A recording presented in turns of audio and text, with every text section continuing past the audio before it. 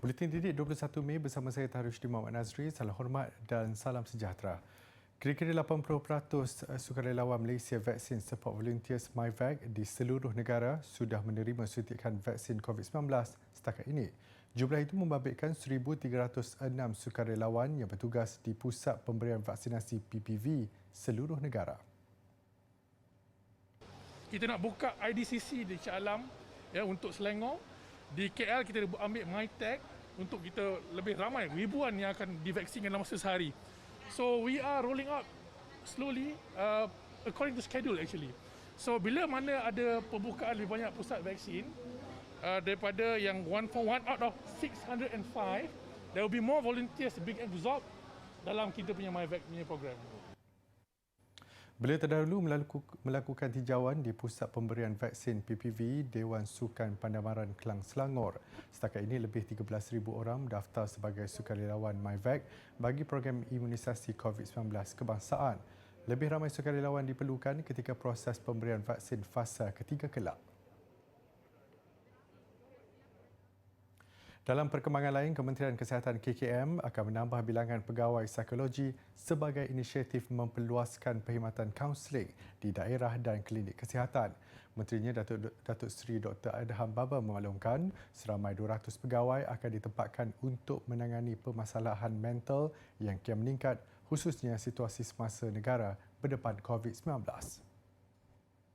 Melalui kenyataan media dikeluarkan, beliau berkata pihaknya sedar situasi krisis semasa akibat pandemik itu mendatangkan impak besar kepada semua lapisan masyarakat, terutama mereka yang mempunyai masalah kesihatan mental dan penyakit mental sedia ada. Berdasarkan statistik sejak Mac tahun lalu hingga Mei tahun ini, 85.5% aduan diterima membabitkan isu kesihatan mental yang memerlukan sokongan emosi dan kaunseling seperti keresahan, kemurungan serta penderaan.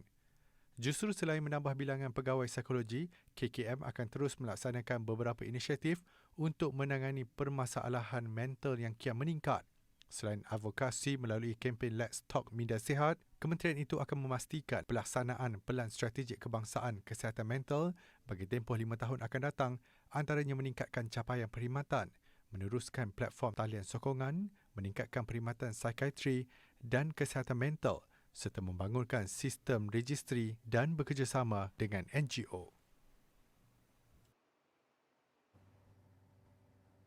Dalam pada itu, penggunaan katil unit rawatan rapi ICU bagi pesakit COVID-19 di seluruh negara kini mencecah 83%. Ketua Pengarah Kesihatan Tan Sri Dr. Nur Hisham Abdullah berkata, Kuala Lumpur, Pulau Pinang, Selangor, Perak dan Kedah antara negeri yang mencatat kadar penggunaan katil ICU yang tinggi. Turut mencatat penggunaan katil ICU melebihi 70% ialah Putrajaya, Sarawak, Kelantan, Negeri Sembilan, Johor dan Melaka. Sistem kesihatan negara kini menghadapi tekanan dan cabaran untuk memutuskan rantaian COVID-19. Sementara itu, Jawatankuasa Khas Jaminan Akses Bekalan Vaksin COVID-19 JKJAV memaklumkan jumlah pemberian vaksinasi COVID-19 harian bagi bulan Mei merekodkan angka tertinggi dengan 83,648 dos kemarin.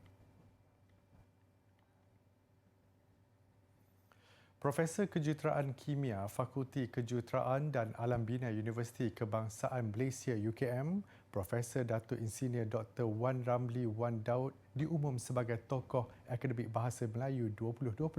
Beliau yang juga Profesor UKM, Petronas Tenaga Hidrogen Lestari, Institut Cellfield telah mencipta pelbagai pencapaian gemilang di dalam negara dan antarabangsa, termasuk pengiktirafan sebagai seorang peratus perintis saintis tersohor dunia dalam The World's Most Influential Scientific Minds dan Highly Cited Researcher sebanyak 6 kali sejak 2015 hingga 2020. Kementerian Pengajian Tinggi dalam satu kenyataan memaklumkan tokoh itu turut menerima anugerah lain yang berprestij bagi saintis Malaysia, iaitu Anugerah Merdeka untuk prestasi kesarjanaan yang amat cemerlang dalam penyelidikan dan pengembangan sel fuel dan tenaga hidrogen di dunia. Beliau turut menjuarai bidang tenaga berpancaran sifar seperti tenaga hidrogen, teknologi sel fuel dan teknologi pengeringan lestari dan etno-teknologi Melayu di pesada global melalui penyelidikan dan pembangunan menggunakan bahasa Melayu. Anugerah ini diperkenal sebagai satu daripada usaha kerajaan untuk mengiktiraf ahli akademik di Universiti Awam yang memperlihatkan kesungguhan memartabatkan bahasa Melayu sebagai bahasa ilmu melalui penghasilan karya-karya ilmiah yang berkualiti. Siapa sangka murid sekolah rendah mampu menyertai mesyuarat keusahawanan bersama pemimpin industri keuangan dan rakan seangkatan antarabangsa.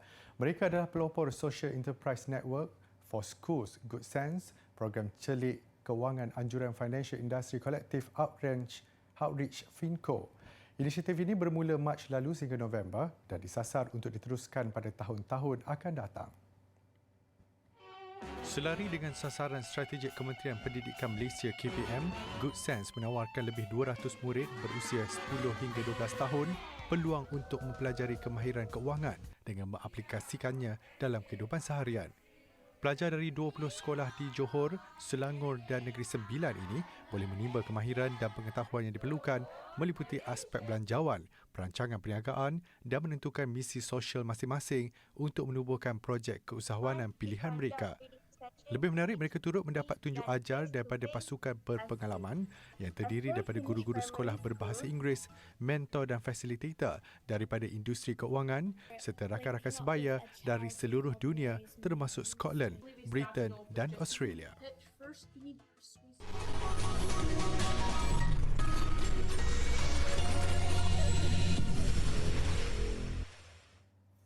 Bertemu kembali. Tiada pemotongan bekalan elektrik akan dilaksanakan di rumah-rumah kediaman di semenanjung Malaysia yang mempunyai tunggakan tidak melebihi 6 bulan sehingga 30 Jun ini. Menteri Tenaga dan Sumber Asli Datuk Seri Dr. Syamsul Anwar Nasarah berkata, inisiatif kerajaan dengan kerjasama Tenaga Nasional Berhad bagi membantu rakyat dalam tempoh PKP itu dianggar bakal memanfaatkan 6.96 juta pengguna domestik di semenanjung Malaysia. Dalam satu kenyataan, beliau menjelaskan bagi membantu pengguna domestik menguruskan pembayaran bil elektrik mereka, pelan bayaran mudah turut dilanjutkan sehingga 31 Disember nanti. Pihaknya berharap inisiatif itu dapat membantu memelihara kesejahteraan hidup rakyat dalam keadaan ekonomi yang mencabar pada masa ini. Pada 21 Disember tahun lalu, kerajaan bersetuju supaya tiada pemotongan bekalan elektrik dilaksanakan kepada pengguna domestik yang mempunyai tunggakan bil elektrik tidak melebihi 6 bulan sepanjang tempoh 1 Januari hingga 31 Mac lepas. Pengguna domestik turut ditawarkan pelan bayaran mudah selama 6 bulan mulai 1 Januari hingga 30 Jun bagi membantu menguruskan bil elektrik mereka. RHB Banking Group meneruskan komitmennya dalam meningkatkan akses pendidikan digital dalam kalangan pelajar golongan B40. Pengarah urusan kumpulannya, Datuk Khairul Saleh Ramli berkata, komitmen itu merangkumi sumbangan berjumlah RM5 juta bagi menyediakan kemudahan peranti sekaligus membantu mereka memperoleh akses yang sama bagi pendidikan dalam talian melalui inisiatif cerdik. Jelasnya pandemik COVID-19 yang berpanjangan membawa kepada kewujudan jurang antara mereka yang mempunyai akses pendidikan digital dan sebaliknya. Jurang digital ini akan diperbaiki melalui program cerdik, inisiatif perintis bersama antara agensi kerajaan dan badan korporat. Di bawah program itu, RHB menyediakan lebih 3,600 komputer riba, sambungan mudah alih serta perisian yang diperlukan kepada pelajar di 29 sekolah terpilih seluruh negara. Cerdik adalah program perintis yang dipelopori secara bersama Kementerian Keuangan dan Kementerian Pendidikan Malaysia. Pandemik COVID-19 yang turut mengubah corak pendidikan negara mendorong peningkatan kreativiti dalam kalangan pendidik, antaranya menghasilkan bahan-bahan pembelajaran sendiri. Melalui buluh mini Digital News, murid dapat meningkatkan kemahiran dalam bahasa Inggeris selain membentuk asas kepada kemahiran digital, terutama mereka yang berada di pedalaman.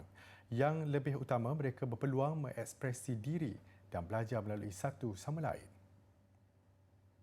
Mini Digital News diinspirasikan untuk mengatasi isu ketinggalan dalam pembelajaran dalam kalangan murid-murid. Apatah lagi apabila sekolah dan guru menjadi satu-satunya kebergantungan sumber ilmu kepada pelajar. Ia memaksa guru memikirkan inisiatif lain untuk menarik minat pembelajaran. Punca-punca learning loss ini berlaku di sekolah kami ialah kerana PDPR ataupun kelas online memerlukan kemahiran digital, sekurang-kurangnya kemahiran asas untuk log in kepada maklumat-maklumat terutamanya yang terdapat dalam aplikasi Delima yang disediakan oleh KPM.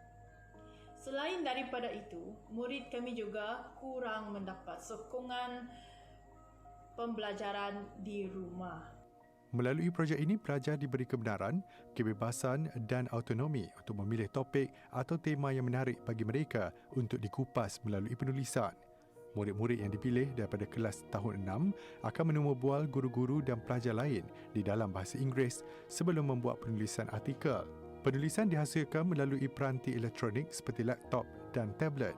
Biarpun tidak mempunyai gadget yang secukupnya dan capaian internet yang memuaskan, ia tidak menjadi halangan. Murid telah menunjukkan minat yang mendalam untuk menulis tentang diri mereka, tentang culture dan kebudayaan mereka di rumah. Okey, jadi kejayaan yang telah projek ini capai ialah murid dilihat dalam menguasai sedikit sebanyak asas kemahiran digital, iaitu dengan menaip pada papan kekunci laptop, yang mana mereka sebelum ini langsung tak pandai, tak tahu di mana.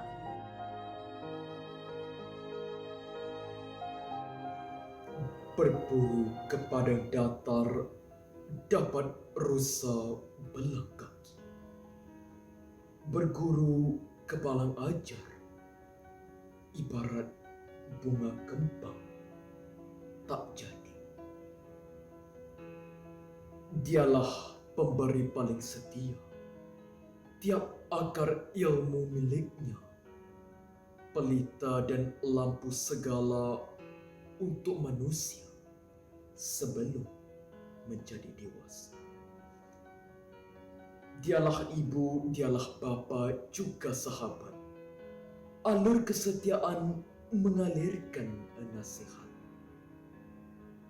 Pemimpin yang ditauliahkan segala umat. 1000 tahun katanya menjadi hikmah. Jika hari ini seorang Perdana Menteri berkuasa, jika hari ini seorang raja menaiki takhta, jika hari ini seorang presiden sebuah negara, jika hari ini seorang ulama yang mulia, jika hari ini seorang peguam menang bicara, jika hari ini seorang penulis terkemuka, jika hari ini siapa sahaja menjadi dewasa, sejarahnya dimulakan oleh seorang guru biasa.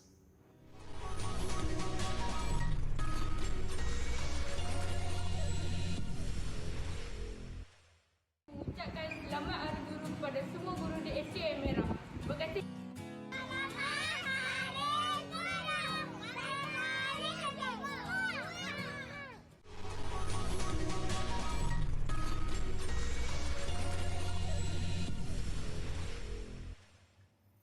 Beberapa sekolah di Mexico memperkenalkan penggunaan robot yang berfungsi untuk mengesan keberadaan virus COVID-19 dan penyakit bawaan lain.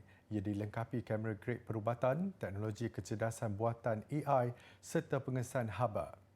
Pelajar hanya perlu mengesan suhu badan pada robot ini dan maklumat berkaitan kesihatan akan diberitahu. Selain itu, ia juga mampu mengesan penyakit lain seperti selesema dan chickenpox. Teknologi buatan China ini telah pun digunakan di lebih 40 buah negara. Sehingga kini Mexico merekodkan 2.39 juta jangkitan virus itu dengan 221,000 kematian.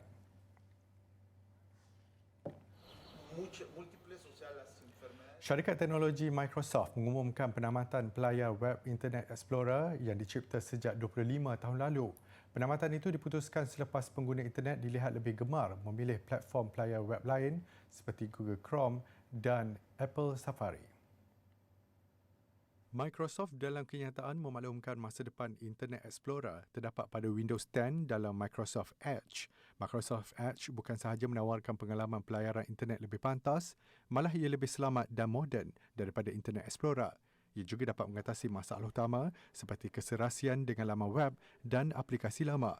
Berkuat kuasa 15 Jun 2022, Internet Explorer akan ditamatkan serta-merta dan tidak dikendalikan oleh Microsoft. Namun, Microsoft berkata laman web dan aplikasi berasaskan Internet Explorer akan berfungsi dengan Edge bagi sekurang-kurangnya sehingga tempoh 2029. Susulan kejayaan Dynamite yang dilancarkan Ogos lalu, BTS hari ini tampil dengan satu lagi single berbahasa Inggeris Butter dan seperti dijangka memecah rekod di YouTube buat kesekian kalinya. Video muzik Butter mencatat 3.89 juta tontonan serentak pada tayangan perdananya di laman perkongsian video itu pagi tadi.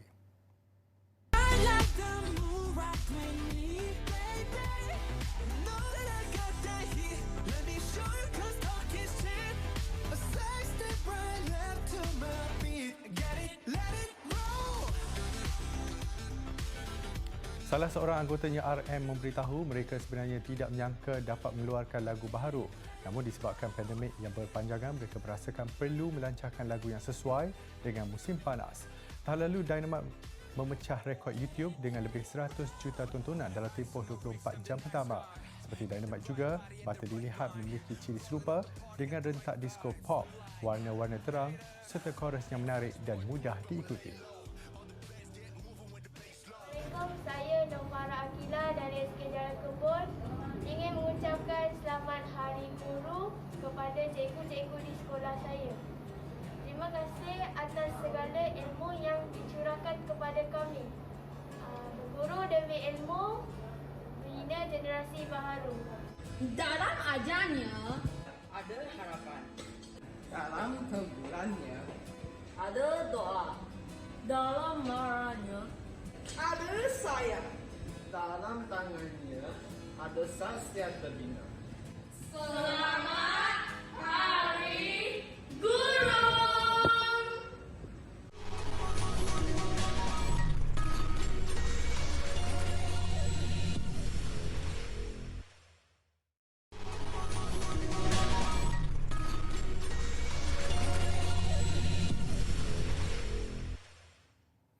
Persaingan yang cukup kompetitif itu akui pemain naturalisasi negara dari Kosovo Liridon Krasniqi sekaligus menyangka sesetengah andaian tempat dalam kesebelasan utama negara sudah terjamin buatnya menghadapi pusingan kelayakan Piala Dunia 2022 dan Piala Asia 2023. Tidak sampai 24 jam sebaik tiba di Dubai, Emirat Arab Bersatu UAE semalam, skuad kebangsaan terus menjalani latihan di sebelah malam di venue yang sudah ditetapkan tuan rumah. Jelas tampak bersemangat dengan kehadiran 3 pemain yang berpengkalan di luar negara, iaitu Liridon Krasniqi, Junior Elstal dan Dominic Tan. Bagi Liridon, tiada jaminan tempatnya dalam kesebelasan utama sudah terjamin atas status pemain naturalisasi. First of all, the most important is that so far I've seen in the first training we have a very competitive squad. I think nothing is guaranteed, and especially for myself, I don't want to have this kind of thinking that I'm guaranteed or somebody's guaranteed. I like that I have surrounded players around me who are very competitive, so everybody can be first choice. Liridon bagaimanapun mahu mencuba sebaik mungkin untuk menyarung jersey Harimau Malaya yang baginya umpama mimpi menjadi kenyataan. Pada perkembangan lain, penyerang muda Luqman Hakim Syamsuddin yang baru tiba dari Belgium awal pagi tadi dijangka turun berlatih malam ini. Mula mengungguli pingat emas sukan luncur air seawal usia 8 tahun pada Sukan C di Palembang, Indonesia pada 2011, Alia Hyong Hanifah terus menempa nama apabila menjadi atlet luncur air pertama Asia memenangi acara Tricks kategori junior kejohanan Momba Masters yang berprestij di Melbourne, Australia pada 2020. Ia adalah kemenangan yang mengagumkan, menewaskan atlet ski air U17 terbaik dunia. Alia mula berjinak dengan air dan berenang seawal usia 6 bulan. Menurut ibunya Nurzila Sulaiman, selain galakan daripada bapanya yang juga seorang atlet, Alia mula menyatakan hasrat mahu mencuba sukan air atas minatnya yang mendalam pada usia 4 tahun. Alia ni memang dari kecil lagi memang budak yang sangat aktif, tahan lasak, berani dan suka mencuba benda-benda yang baru. Sebab itu bila dia kata dia nak cuba ski air ni, we never paksa dia. And then malahan suami tangguhkan dulu sebab nak dia betul-betul berminat. So apabila Alia menang gold medal di SEA Games semasa umur dia 8 tahun, kami telah nampak yang dia memang ada mempunyai potensi yang besar. Oleh itu, suami saya selaku Ketua Jurulatih Negara telah mencipta 10 tahun program with target so that Alia know what to achieve. Selain itu, Alia juga telah memenangi 4 pingat emas di kejuaraan Asia International Water Ski and Wakeboard Federation IWWF di Bangkok, Thailand pada 2019. Ia menerusi kategori Open Women Tricks, Open Women Slalom, Open Women Jump dan Open Women Overall. Bertanya tentang rahsia kejayaan seawal usia muda, Alia menekankan betapa pentingnya corak pemikiran yang telah diterapkan ibu bapanya sebelum menyertai apa-apa pertandingan. Like every time I went to a competition, I knew that saya perlu buat yang terbaik and basically beat everyone. And I think that mindset had actually made me menang pingat emas dalam SEA Games 2011. Since I started training at a young age, I also had goals and targets that my dad had created for me that I really also wanted to achieve. I feel like that those goals had made me disciplined and dedicated to the sport and also reaching my goals. It has also built me up to have like good mental strength so that I don't cave in under pressure when I go to competitions or anything. Beliau turut berkongsi 4 formula asas untuk berjaya dalam apa jua bidang yang diceburi. There's 4 benda yang adik-adik kena fikir pasal, which is that you're good at it, you want to do it, you enjoy doing it, and you also work hard for it. Then, yeah, all those 4 things I think are the formula to success in like whatever you do in life.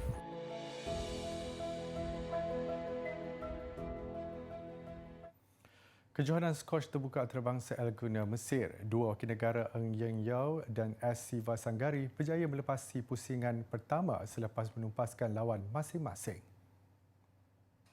Ian Yeo turut berdepan lawan dari Mexico, Lionel Cardenas, iaitu pemain ranking ke-57 dunia. Seperti dijangka, Ian Yeo yang berada di ranking ke-27 dunia sukar dicabar untuk menamatkan perlawanan dengan keputusan 11-6, 11-9 dan 11-4. Aksi pusingan kedua esok, Ian Yeo akan menentang pemain tuan rumah Yusuf Ibrahim. Saingan wanita pula turut menampilkan wakil tunggal negara menerusi S. Siva Sanggari. Siva Sanggari menempah tiket ke pusingan seterusnya selepas mengenepikan pemain Mesir Sana Ibrahim 11-7, 14-12 dan 11-8. Cabaran getih menantinya di pusingan kedua bertemu pemain ranking ke-10 dunia Tesni Evans dari Wales. Kayuhan basikal di kawasan pegunungan mengakhiri buletin didik malam ini. Saya Tarusydi Muhammad Nazri, salam hormat dan Assalamualaikum.